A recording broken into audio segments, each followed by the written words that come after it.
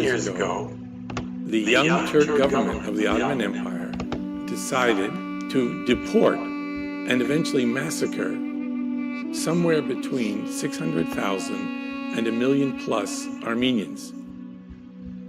I'm Ron Suni. I'm a professor at the University of Michigan. I'm a historian, an author, and I'm Armenian. By the end of World War I, 90% of the Armenians of the Ottoman Empire are gone, either massacred, deported, or fled.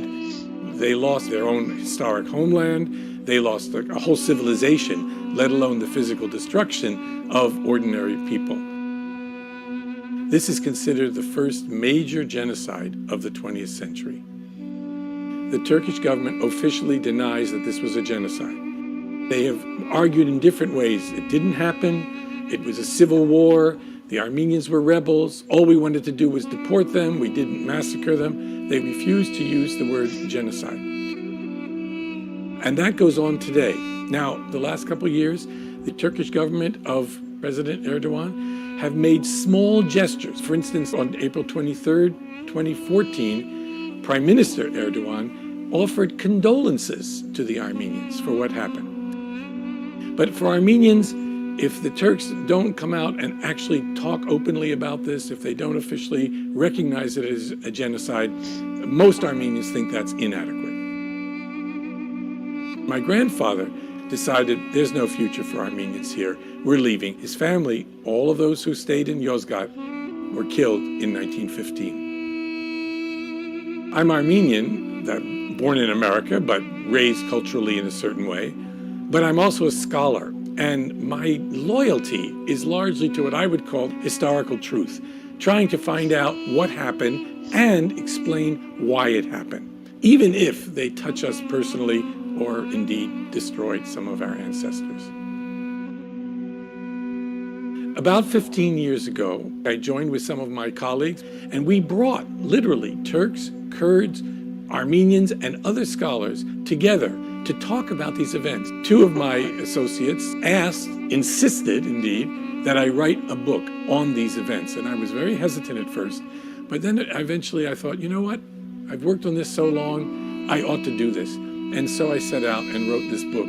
They Can Live in the Desert, but Nowhere Else. It's a scholarly book, but it tells a story. It's indeed, I think, the first narrative which tries not only to tell what happened, but to explain why this thing happened. I would say the thrust of the book would be the Young Turks and the people who carried out the genocide were not monsters. They did monstrous things. But sadly, they were all too human, and we can understand what they did as the dark side of human nature.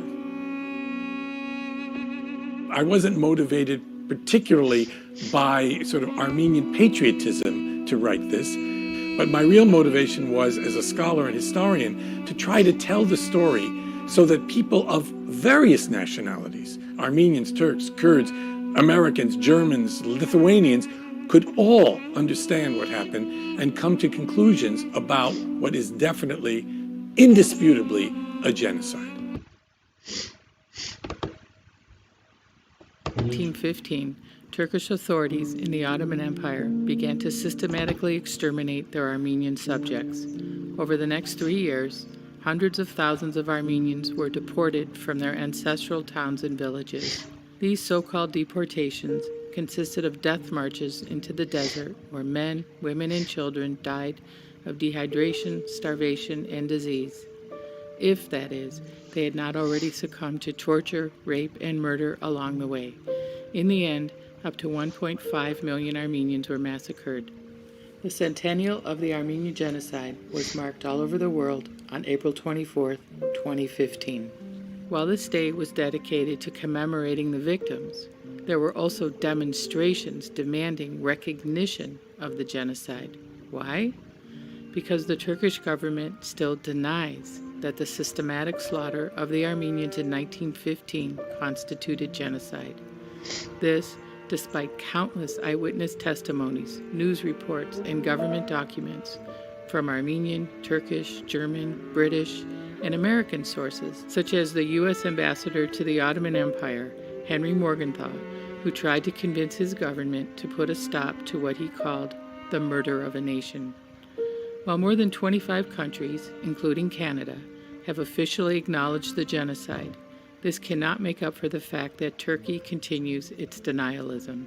Does it even matter that Turkey refuses to recognize the Armenian genocide 100 years later? Or is it important to recognize this fact in history and challenge genocide denial? How might our point of view affect the way that we interpret our past and future actions? First, to tolerate genocide denial is to be complicit in the last stage of genocide. Extermination took away 1.5 million innocent lives. Denial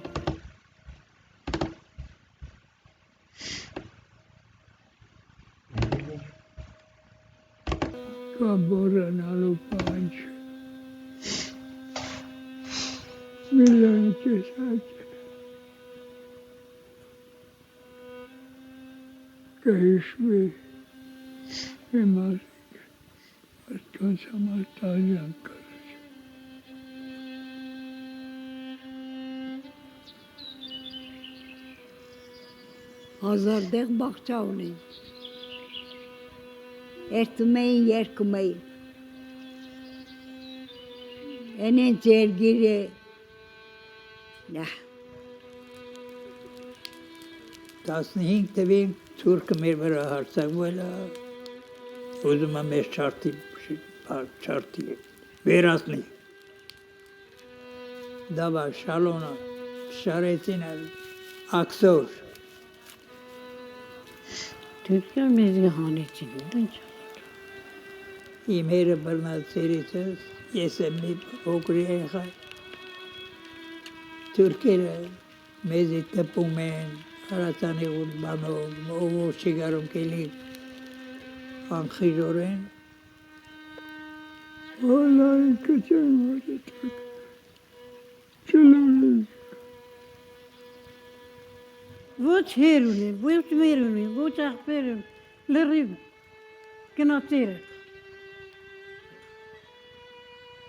Չկե։ Անորսության պես դիշման, աղջին եջան, անորսութեն է։ Չասիպ սրավ, կծավ չիթու պենի չուսն ու կնաս։ Թաց։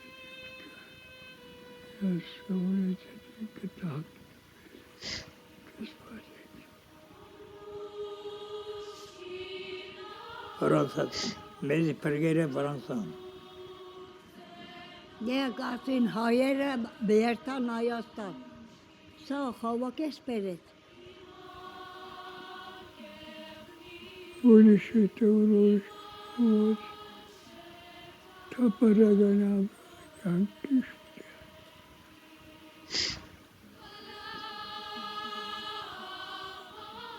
Eşçentunele. Eşçentunele namaz patiçi. Gelin bulduk paragama aşağıda uyarokla. Çocana seçin kişi vote Şemoraz. Yerpek.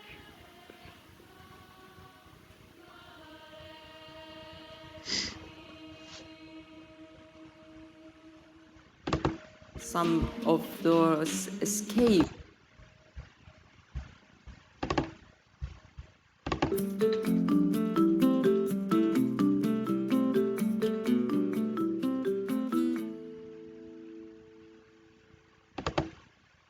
They were a largely Christian community that mainly lived in the eastern provinces of the Anatolian Peninsula, the peninsula that is modern-day Turkey. The Armenians had lived in this area for over 1,000 years, long before the Ottoman Empire existed. Founded in about 95 BCE, the Armenian kingdom went through periods of stability and invasion. According to Moses Koronatsi, known as the father of Armenian history, this community was the first to convert to Christianity, before the Romans, and establish a Christian state. They created their own alphabet in the 5th century CE, translated the Bible, and had a long history of shared beliefs, stories, and myths. By the 19th century, Ottoman rulers began to view Armenian communities along the Russian border as a threat. Russia was a longtime enemy of the Ottomans. The Muslim community believed that the Armenians might turn on them if there were a war. So, Ottoman rulers attempted to dilute the Armenian community by resettling majority Muslim populations among them. In addition, some Turks and Kurds envied Armenians. They perceived Armenians as better off than themselves, with more wealth and higher literacy rates. Of course, this tension was based more on perception than fact. After a period of reform in the 19th century, the Young Turk Revolution of 1908 formed a constitutional government with a parliament. Various millets were elected to parliament. Many hoped that this would lead to reform and change. However, the leading political party of the revolution, the Committee of Union and Progress, CUP, did not view millet communities as part of a new Turkish nation-state they wished to establish. This party began consolidating power and trying to transform the empire. Tensions were rising. The 1914 assassination of the Archduke of Austria-Hungary and the major war sparked by this assassination would only increase this tension.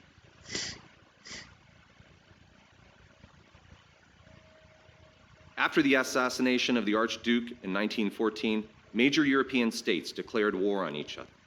The Ottoman Empire, under the control of the Turks, aligned with Germany and Austria-Hungary. They would fight against the Entente, including Russia. The war renewed Turkish beliefs that Armenians would turn against the Ottomans and fight alongside Russia. The Turks also believed that the Armenians and Christian groups were getting in the way of achieving a more Turkic Muslim empire. In the early years of the war, Armenians fought alongside Turks and Kurds against Russia and the Entente. However, after losing a major battle against Russia in 1915, the Turks began to blame Armenians for the loss. Rumors soon spread that groups of Armenians were staging a rebellion. This created more hostility towards Armenians both inside and outside of the military. In order to prevent rumored revolts, the Ottoman government ordered Armenian communities to be forcefully relocated from border areas and military fronts. Armenian soldiers had their weapons confiscated. Described as sitting ducks, some of these men were sent to labor camps. Then hundreds were taken out to deserted areas and shot. As historian Ronald Grigor Suni wrote in A History of the Armenian Genocide, what evolved rapidly into genocide began as sporadic massacres that, following a colossal defeat, resulted in political panic, despair, and a thirst for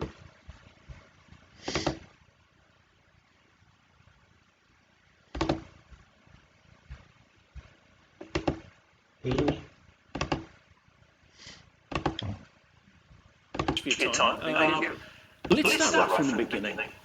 When, as a young man, were you informed about the Armenian genocide? Is it something your family told you about when you were a child? When did you learn about it? All my grandparents were survivors of the genocide from both sides. And my grandfather, from an early age, both my grandfather and my grandmother from my mom's side, who I knew better, would talk about their family and the things that occurred, not in specific detail or gruesome detail, of course, and at times wouldn't be able to talk about it out of the pain that they suffered. But, you know, it's my closest link to a family tree that has been cut off at a certain point because I don't know who my other relatives were after a certain point. And so it was those personal stories of what happened to my grandfather's own family, my grandmother's family, that got me to, you know, understand about the Armenian genocide. And then years later, obviously, research and, you know, a lot of reading. But yeah.